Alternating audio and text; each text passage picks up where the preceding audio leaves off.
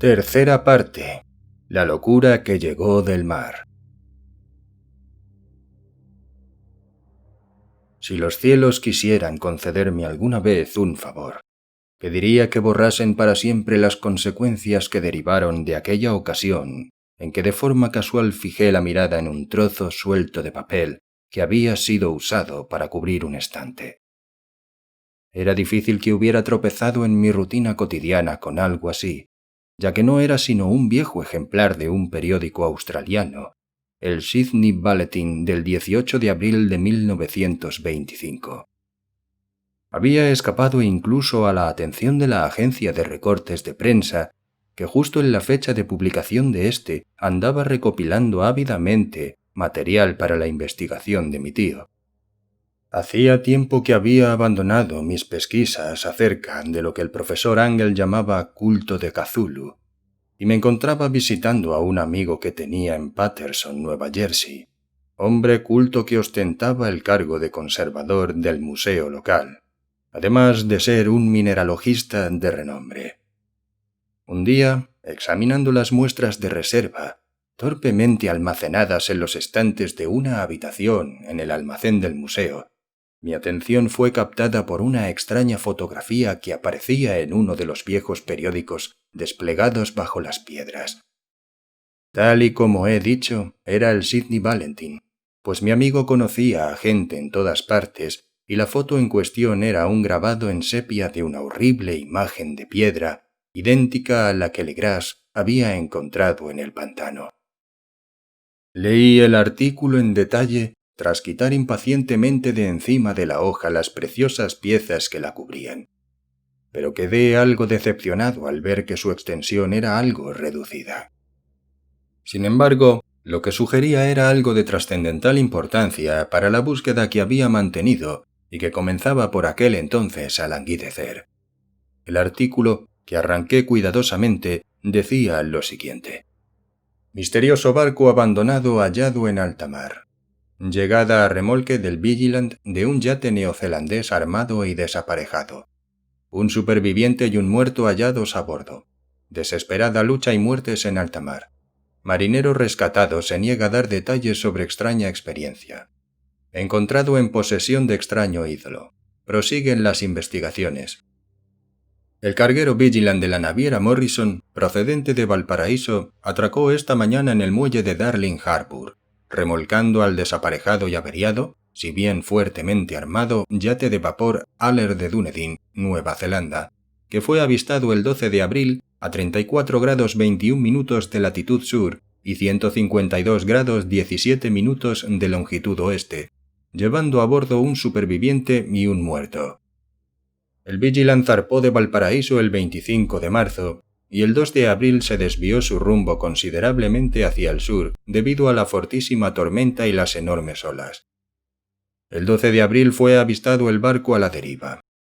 Aunque en apariencia estaba desierto, al abordarlo fue hallado el único superviviente en unas condiciones cercanas al delirio, así como otro hombre que llevaba muerto claramente más de una semana. El superviviente estaba aferrado a un horrible ídolo de piedra de unos 30 centímetros de altura y de origen desconocido, acerca de cuya naturaleza las autoridades de la Universidad de Sydney, la Royal Society y el Museo de College Street se muestran completamente desconcertadas.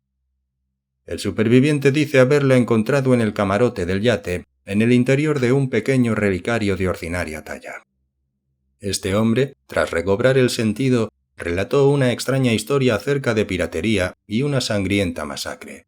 Se trata de Gustav Johansen, noruego de cierta educación, segundo de a bordo de la goleta Emma de Auckland, que zarpó de El Callao el 20 de febrero con 11 hombres.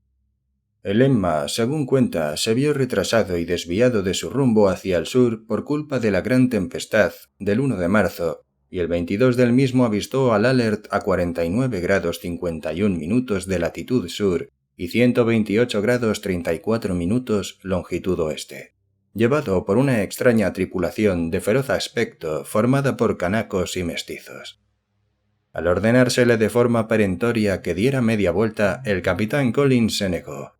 momento en el que la extraña tripulación comenzó a abrir fuego sobre la goleta, salvajemente y sin aviso previo, con una batería pesada dotada de cañones de bronce que formaba parte de su armamento. Según el superviviente, los hombres del Emma plantaron batalla, y aunque la goleta comenzó a hundirse debido a los disparos recibidos por debajo de la línea de flotación, fueron capaces de acercarla a la nave enemiga para así abordarla, y lucharon con la salvaje tripulación sobre su misma cubierta. Al final se vieron forzados a matar a toda la tripulación enemiga, algo superior en número, por su detestable y desesperada, si bien torpe, manera de luchar. 3 de los hombres del Emma resultaron muertos, incluyendo al capitán Collins y al primero de a bordo Green. Los 8 restantes, con el segundo de a bordo Johansen al mando, se pusieron al frente del yate capturado, retomando su rumbo original para averiguar cuál era la razón de haberles ordenado dar media vuelta. Al día siguiente, según parece, alcanzaron una pequeña isla en la que desembarcaron, aunque no se sabe de la existencia de ninguna en aquella parte del océano. 6 de los tripulantes murieron en ella, aunque Johansen da muestras de reticencia al llegar a esta parte de la historia, y se limita a decir que cayeron por un precipicio rocoso.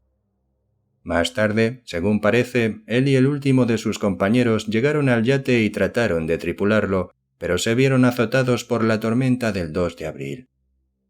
El hombre recuerda poco de lo sucedido entre ese día y el 12 de abril, en que tuvo lugar su rescate, y no recuerda cuándo murió William Briden, su compañero.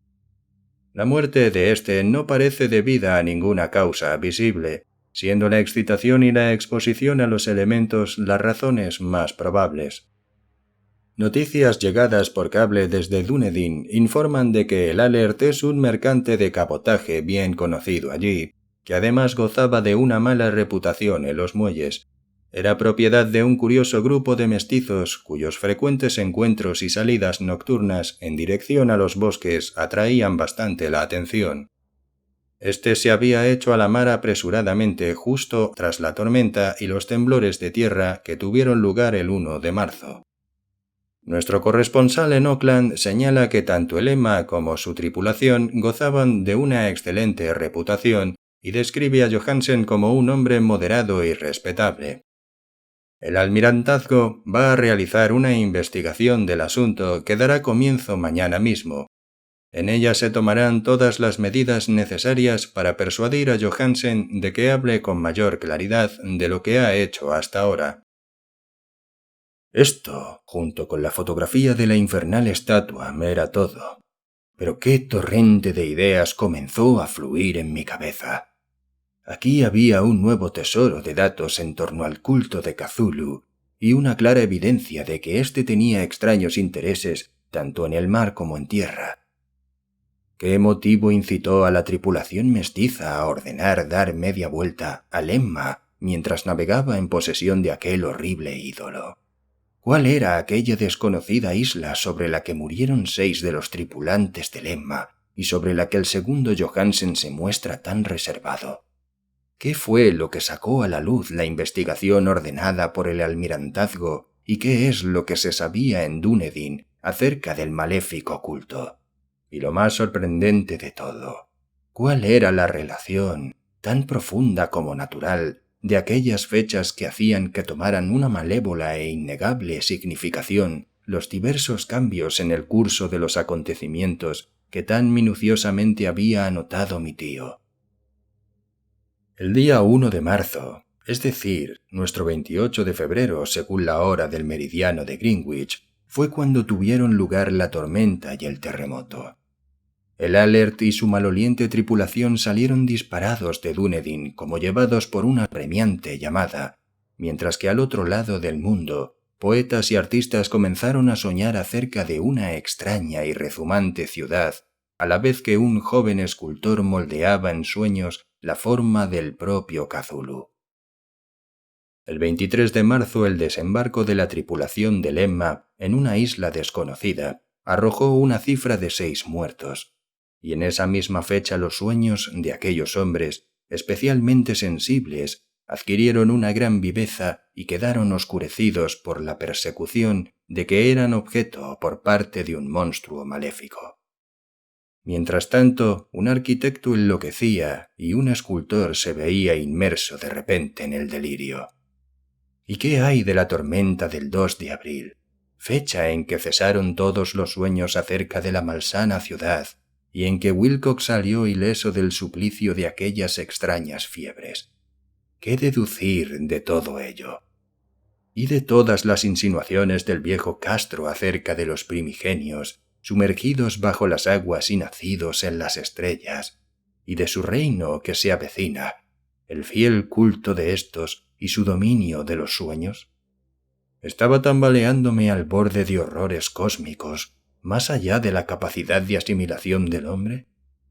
Si esto es así, tales horrores no deben ser sino de la mente, ya que de alguna forma el 2 de abril puso fin a cualquier monstruosa amenaza que hubiera empezado a cernirse sobre el alma de la humanidad.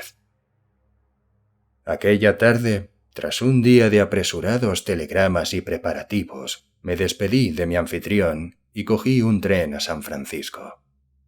En menos de un mes me encontraba en Dunedin, donde comprobé que a pesar de que los miembros de aquel extraño culto solían pasar el rato en las viejas tabernas del puerto, poco más se sabía acerca de ellos. Los chismes que escuché en los muelles no merecen mención especial, aunque corría cierto rumor acerca de un viaje que estos mestizos habían realizado al interior, durante el cual se pudo apreciar en las lejanas colinas un apagado tamborileo y un resplandor rojizo. En Auckland averigüé que tras un superficial interrogatorio en Sydney, que no dio resultado alguno, Johansen había regresado con su rubia cabellera de color blanco y que después había vendido su casita en West Street y marchado en barco con su mujer a su antigua residencia en Oslo. De aquella pavorosa experiencia no contó a sus amigos nada más que a los oficiales del almirantazgo, y todo lo que éstos pudieron hacer fue darme su dirección en Oslo. Después de aquello me fui a Sydney, donde hablé sin obtener nada nuevo con marinos y magistrados del vicealmirantazgo.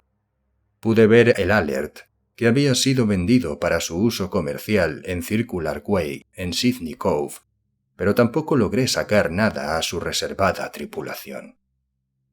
La figura acurrucada con cabeza de cefalópodo, alas escamosas y el pedestal cubierto de jeroglíficos se conservaba en el Museo de Hyde Park.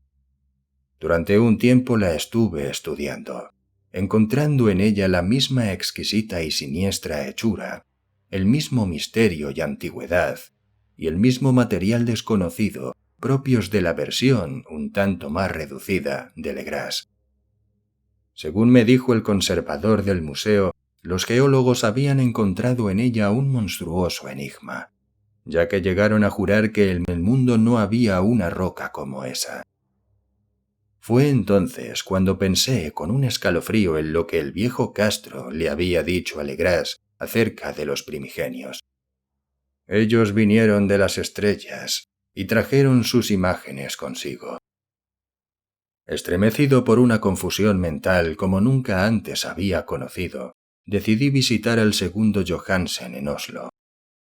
Embarqué con destino a Londres, donde cogí otro barco en dirección a la capital noruega, y en un día de otoño desembarqué en los muelles bien cuidados que había a la sombra del Egeberg.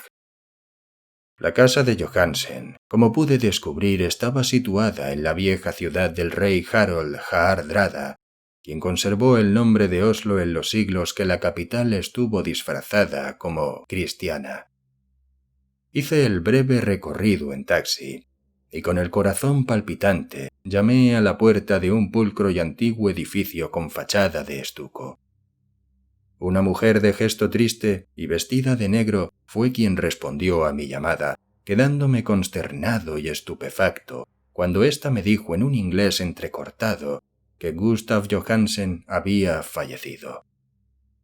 No vivió mucho más allá de su regreso, dijo su viuda, ya que los extraños sucesos de 1925 en alta mar le habían debilitado. No le había dicho a ella más de lo que había contado públicamente, pero había dejado un largo manuscrito sobre asuntos técnicos, según dijo él, en inglés, sin duda para protegerla del peligro que podría suponer un examen casual del mismo. Mientras paseaba por un angosto callejón cercano al muelle de Gothenburg, un fardo de papeles caído desde la ventana de un desván le había derribado. 2 marinos del Lascar le ayudaron a ponerse en pie, pero este murió antes de que la ambulancia pudiera llegar al lugar. Los médicos no encontraron una causa para la muerte, dictaminando que se debía a algún problema del corazón y a su débil constitución. En aquel momento comencé a sentir un terror royéndome las entrañas, que ya nunca me abandonará hasta el día en que yo muera también, ya sea accidentalmente o de cualquier otra forma. Tras convencer a la viuda de que mi conexión con los asuntos técnicos de su marido era suficiente para darme derecho a tomar posesión del manuscrito, me llevé el documento y comencé a leerlo en el barco de regreso a Londres. Se trataba de algo sencillo e inconexo, un esfuerzo por parte de un sencillo marino de escribir un diario a posteriori de los hechos, en el que quedaba reflejado un afán por recordar lo sucedido día a día en el terrible último viaje. No puedo intentar transcribirlo palabra por palabra, con todos sus turbios y redundantes pasajes, pero contaré lo suficiente como para que se entienda por qué el ruido de las olas rompiendo contra el casco del barco se me hizo tan insufrible que tuve que taponarme los oídos con algodón. Johansen, gracias a Dios, no lo sabía todo, a pesar de haber visto la ciudad y a aquel ser. Pero yo nunca volveré a dormir tranquilo cuando piense en los horrores que acechan incesantemente a la vida, en el tiempo y en el espacio, y en aquellas blasfemias impías procedentes de antiguas estrellas que sueñan bajo las olas, y que son objeto de adoración de un culto de pesadilla dispuesto y decidido a soltarlas por la tierra cuando quiera que otro terremoto haga emerger su monstruosa ciudad pétrea de nuevo hacia el aire y la luz de la superficie. El viaje de Johansen había dado comienzo tal y como éste le había contado al vicealmirantazgo. El Emma, con carga de lastre, zarpó de Auckland el 20 de febrero y había sufrido en toda su intensidad aquella tormenta provocada por el terremoto que debió atraer desde el fondo del mar a aquellos horrores que forman parte de las pesadillas de los hombres. De nuevo bajo control, la embarcación progresaba a buen ritmo, cuando fue detenida por el Alert el 22 de marzo, y pude sentir claramente el remordimiento con que Johansen escribió acerca del bombardeo y hundimiento del Emma. Al referirse a los morenos sectarios a bordo del Alert, lo hace dando clara muestra de horror. Había alguna cualidad especialmente abominable en aquellos hombres que casi hacía de su exterminio un deber, dando aquí muestra a Johansen de una ingenua extrañeza ante la acusación de crueldad lanzada contra la tripulación del Emma durante el proceso que dirigió el tribunal al cargo de la investigación. Llevados por la curiosidad, siguieron el rumbo que llevaban, ahora en el yate capturado y bajo el mando de Johansen, hasta que al poco avistaron un gran pilar de piedra que sobresalía del mar, y en un punto situado a 47 grados 9 minutos de latitud sur y 126 grados 43 minutos de longitud oeste, llegaron a un litoral de lodo, fango y ciclópea mampostería, que no podía ser otra cosa que la sustancia tangible del terror supremo de la tierra. La ciudad cadavérica y de pesadilla de Rillié, construida hacía incontables eones por repugnantes figuras que procedían de las estrellas sin luz. Allí yacían el gran Cthulhu y sus hordas, ocultos bajo bóvedas cubiertas de fango verdoso, enviando de nuevo, tras incalculables ciclos temporales, aquellos pensamientos que extendían el miedo por los sueños de los más sensibles, a la vez que apremiaban a sus fieles a lanzarse en pos de un peregrinaje por su liberación y la restauración de su imperio en la tierra.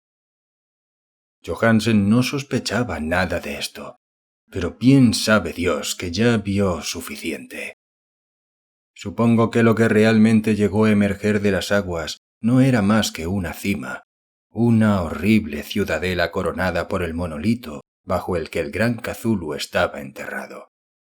Cada vez que pienso en cuánto debe estar gestándose allá abajo, casi me entran ganas de poner fin a mi existencia de inmediato.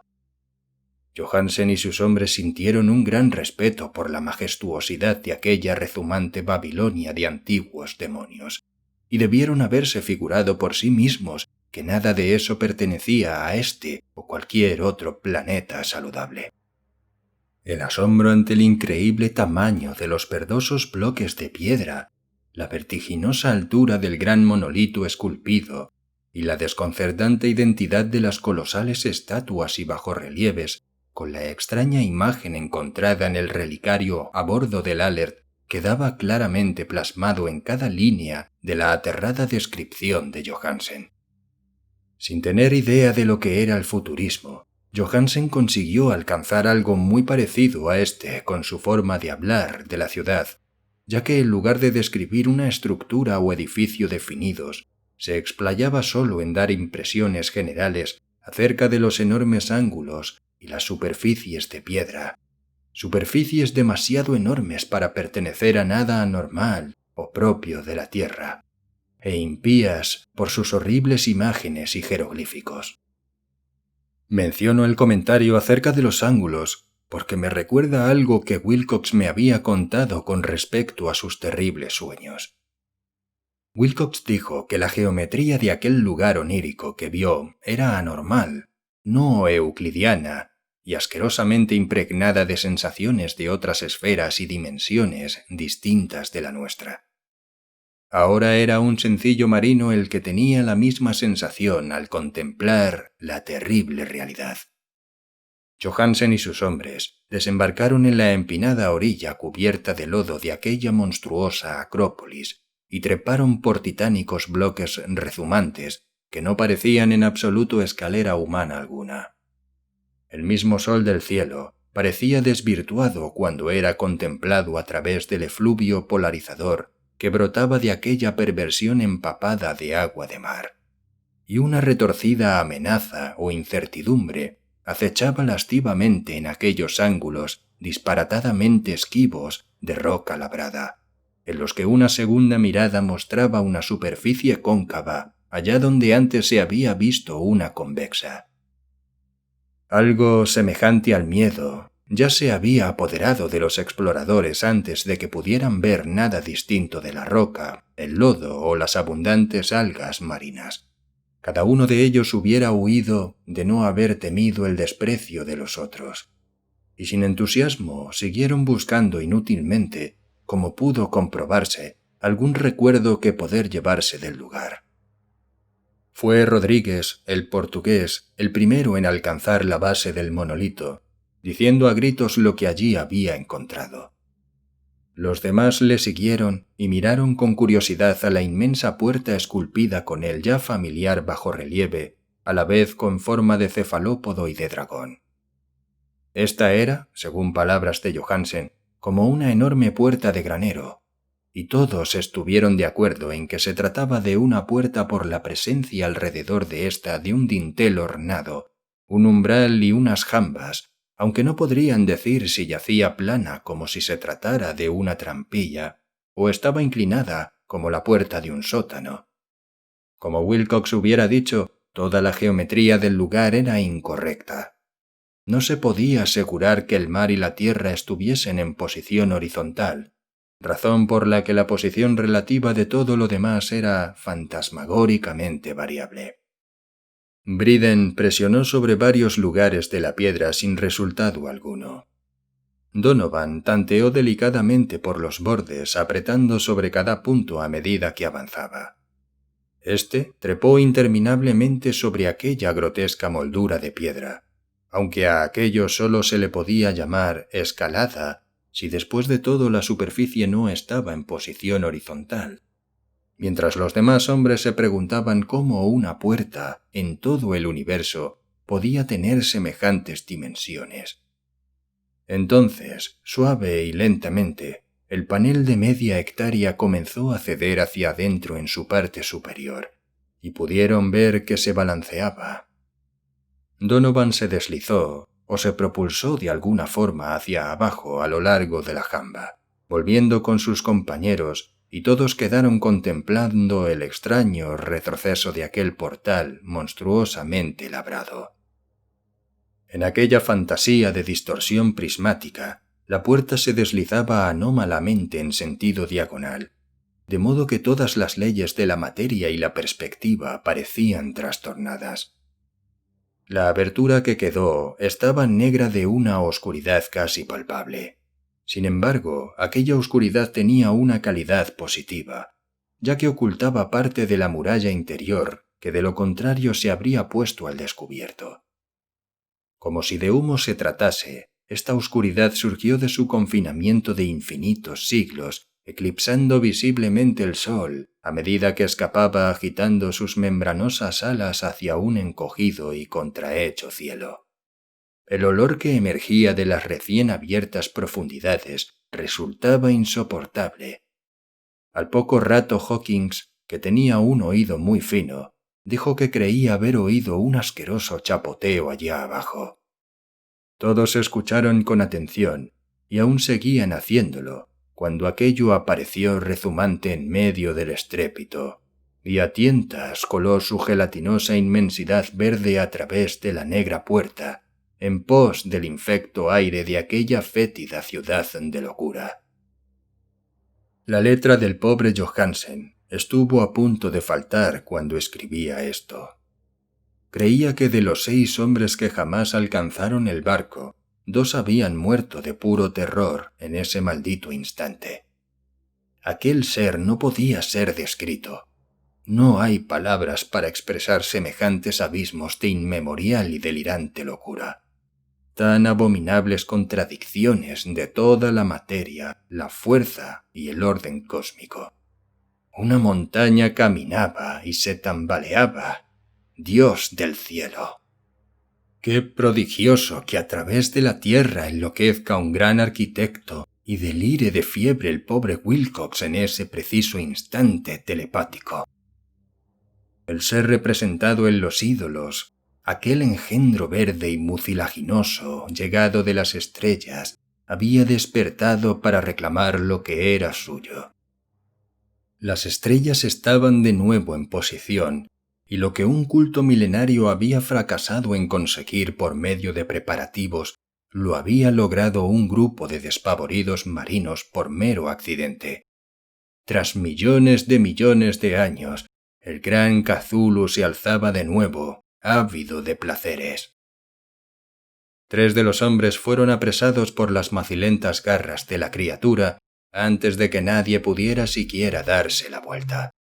Que Dios les conceda el descanso, si es que el descanso existe en el universo.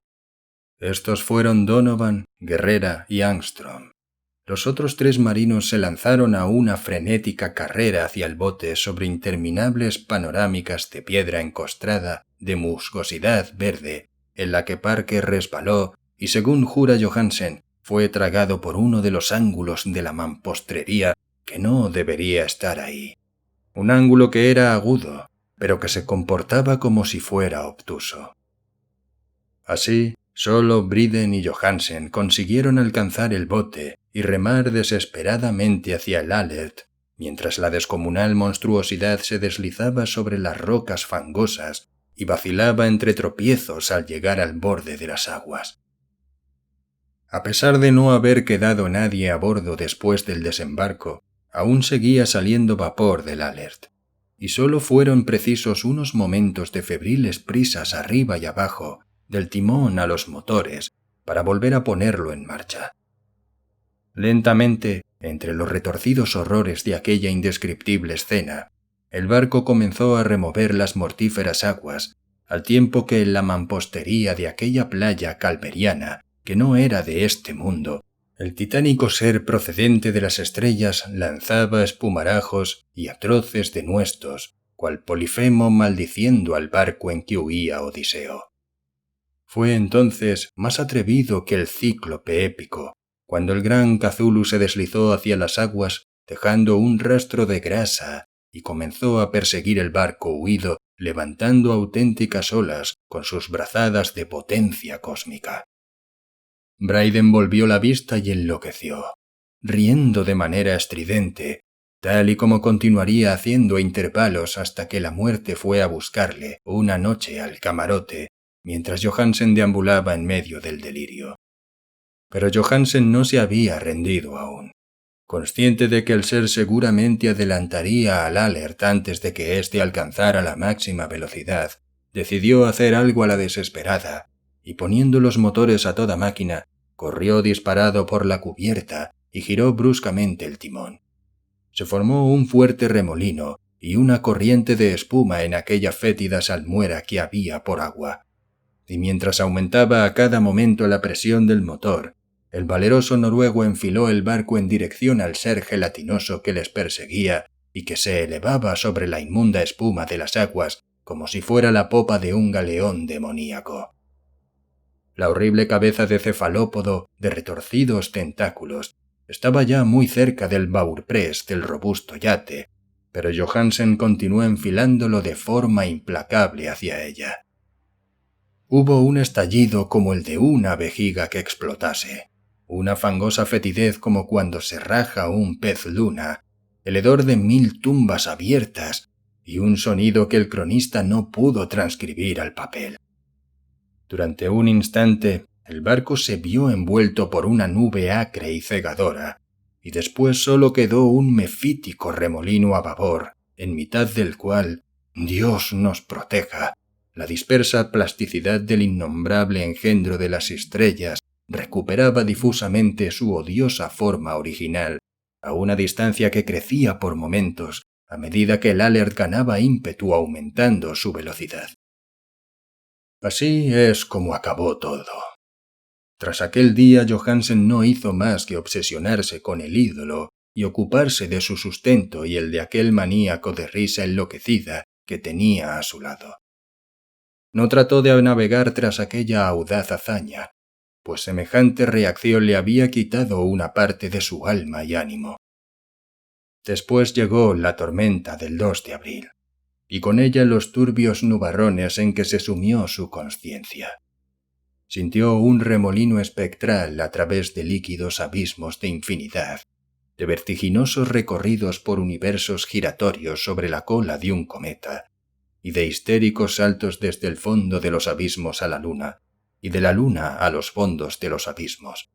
Todo ello animado por un histriónico coro de retorcidos y jocosos dioses ancianos, y de los burlones diablillos de color verde y con alas de murciélago, surgidos del Tártaro. Tras aquel sueño vino el rescate, el Vigilant, el tribunal del vicealmirantazgo, las calles de Dunedin, y el largo viaje de regreso a su viejo hogar en la casa a la sombra de Legeberg. No podía contar nada, o de lo contrario le tomarían por loco. Escribiría sobre aquello que sabía antes de que la muerte le alcanzara, pero su mujer no debía enterarse de nada. La muerte sería un regalo de los cielos con tal de que borrase sus recuerdos. Ese fue el documento que leí, y que ahora he colocado en una caja de latón junto al bajorrelieve y los papeles del profesor Angel. Con estos irá también este testimonio mío, esta prueba de mi sano juicio, donde he reconstruido lo que espero que nadie vuelva jamás a reconstruir. He contemplado todo el horror que pueda contener el universo, y después de eso, incluso el cielo primaveral y las flores estivales serán puro veneno para mí. Sin embargo, no creo que mi vida vaya a prolongarse mucho. Igual que se fue mi tío, igual que se fue el pobre Johansen, un día me iré yo. Sé demasiado, y el culto aún sobrevive. Cthulhu continúa también con vida, supongo. De nuevo en aquel abismo de piedra que le había protegido desde que el sol era joven. Su maldita ciudad está de nuevo sumergida, ya que el Vigilant pasó por esas aguas de nuevo tras la tormenta de abril. Pero sus pastores en la tierra, todavía rugen y saltan y matan alrededor de monolitos rematados por ídolos en lugares solitarios. El gran Cthulhu, sin duda, debió quedar atrapado por el hundimiento mientras estaba en el interior de su negro abismo. O de lo contrario, el mundo estaría ahora gritando de miedo y furia. ¿Quién sabe lo que sucederá al final? Lo que ha emergido puede hundirse, y lo que se ha hundido puede emerger de nuevo. La mayor de las blasfemias aguarda y sueña en las profundidades, y la decadencia se abre paso entre las tambaleantes ciudades de los hombres. El día llegará. No quiero ni puedo pensarlo. Tan solo pido que si no sobrevivo a este manuscrito, mis albaceas antepongan la prudencia a la audacia y puedan asegurarse de que nadie más llegue a fijar su atención en él.